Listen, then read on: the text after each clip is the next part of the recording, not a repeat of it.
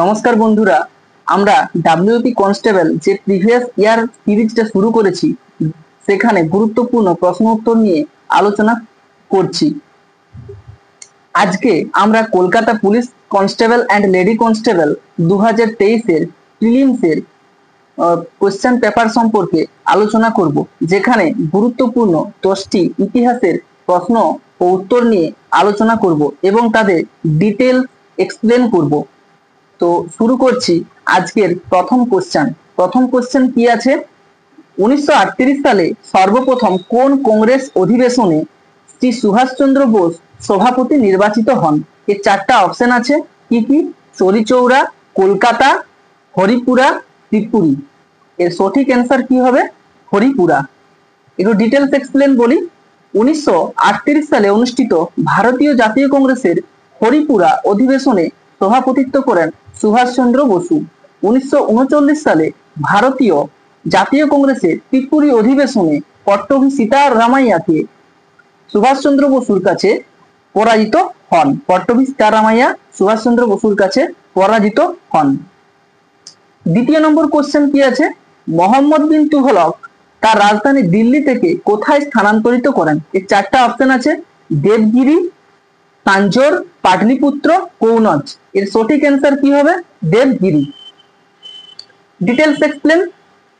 1327 খ্রিস্টাব্দে মোহাম্মদ বিন তুঘলক তার রাজধানী দিল্লি থেকে মহারাষ্ট্রের দাক্ষিণাত্যের দেবগিরিতে স্থানান্তরিত করেন এবং এর নামকরণ করেন দৌলতাবাদ। তিনি দিল্লি থেকে দৌলতাবাদ পর্যন্ত একটি রাস্তা তৈরি করেছিলেন এবং মানুষের জন্য বিশ্রামাগারও তৈরি করেছিলেন। 3 নম্বর কোশ্চেন কি আছে? শিখদের পঞ্চকয়ের প্রবর্তক কে? এর 4টা অপশন আছে। গুরু রঞ্জিত সিং, গুরু গোবিন্দ সিং, গুরু হরগোবিন্দ, গুরু তেগ বাহাদুর। এর সঠিক অ্যান্সার কি হবে? গুরু গোবিন্দ সিং, যিনি শিখদের 10ম শিখ গুরু এবং তিনি পঞ্চকয়ের প্রবর্তক। এছাড়াও তিনি শিখদের সিংহ বা সিং উপাধি দেন এবং তিনি দীক্ষা এবং পাহুল প্রচলন করেন এবং তিনি গুরু গোবিন্দ সিং বৈশাখী উৎসবের প্রবর্তক। এই পঞ্চ ক কি কি? কেশ, কঙ্ক, কর, কৃপান এবং কচ্চ। 4 নম্বর কোশ্চেন কি আছে? কত সালে মহাত্মা গান্ধী ডান্ডি অভিযান শুরু করেন? এর 4টা অপশন কি কি আছে?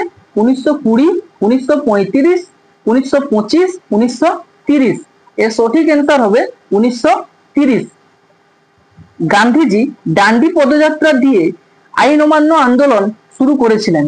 ডান্ডি পদযাত্রা 1930 সালে 12 মার্চের আহমেদাবাদের সবরমতী আশ্রম থেকে শুরু করেছিলেন এবং 24 দিন পর 5 এপ্রিল ডান্ডিতে পৌঁছান। এটি লবণ সত্যাগ্রহ বা আইন অমান্য আন্দোলন নামেও পরিচিত।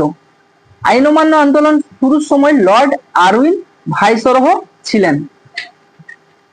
5 নম্বর কোশ্চেন কি আছে? পিটের ভারত শাসন আইন কত সালে পাস হয়? এর 4টা অপশন কি কি আছে?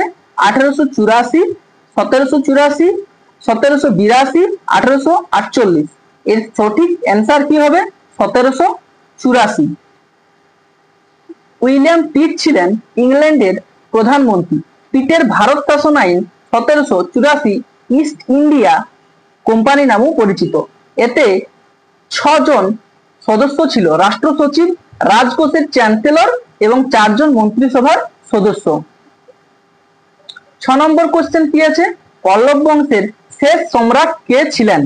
এর 4টা অপশন আছে। দ্বিতীয় পুলকেশী, প্রথম রাজরাজ, তৃতীয় গোবিন্দ আর নরসিংহ বর্মন। এর সঠিক অ্যান্সার নরসিংহ বর্মন। ডিটেলস একটু বলি। পল্লব বংশের প্রতিষ্ঠাতা হলেন সিংহ বিষ্ণু। শিবস্কন্দ বর্মন ছিলেন পল্লব বংশের প্রথম নৃপতি। পল্লব বংশের শেষ রাজা ছিলেন অপরাজিত বর্মন। কাঞ্চিপুরম ছিল পল্লবদের রাজধানী। দ্বিতীয় নরসিংহ বর্মনের সময়কালে কৈলাসনাথ মন্দির তৈরি হয়। 7 নম্বর কোশ্চেন কি আছে? নিম্নোক্ত কোন বড়লাটকে ভারতের রেলপথ নির্মাণের পথিকৃৎ বলা হয়? 4টা অপশন আছে। লর্ড কার্জন, লর্ড মেও, লর্ড কর্নওয়ালিস, লর্ড ডালহৌসি।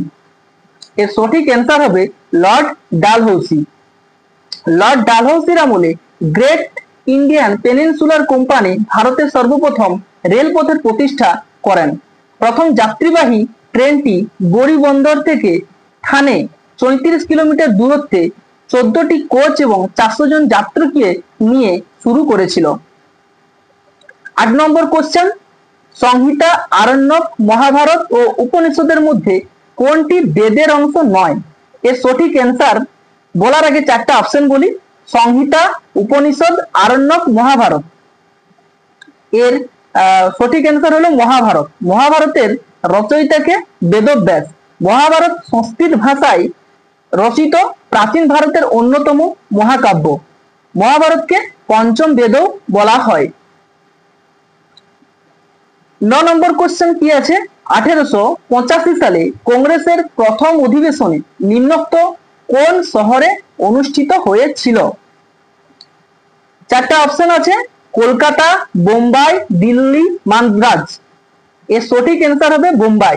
1885 সালে অ্যালান অক্টাভিয়ান হিউম ভারতীয় জাতীয় কংগ্রেসের গঠন করেন।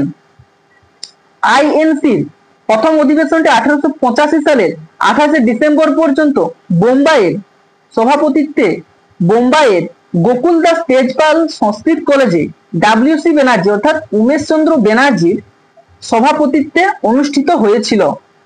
কেবল 72 জন প্রতিনিধি অংশ নিয়েছিলেন এবং তাদের বেশিরভাগ আইনজীবী ছিলেন। কংগ্রেসের প্রথম অধিবেশনে পুনায় প্রস্তাব করা হয়েছিল, কিন্তু সেই সময় পুনাতে প্লেগের প্রাদুর্ভাবের কারণে সভাস্থল বোম্বেতে স্থানান্তরিত করা হয়েছিল।